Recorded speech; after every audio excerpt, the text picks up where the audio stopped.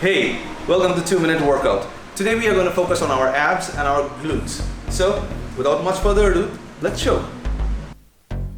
To do this, first of all, you need to lie down on a flat surface. Use a mat if you have one. Then slowly raise your legs first, and then thrust your hips or glute muscles to lift your legs higher. Hold for a second, and then bring your hips down first, followed by your legs as shown. Continue doing this workout for 2 minutes. Do remember that the duration and the perfection in execution is the key to get the maximum result from this workout. You will start getting the result from the 3rd week onwards. Also, do remember that you need to eat clean and avoid junk food at all costs.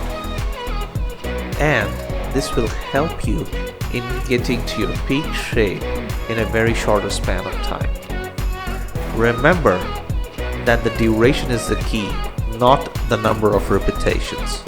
So, continue for 2 minutes each day, 6 days a week, and you will see the results very soon. So keep pushing and see you at the next video.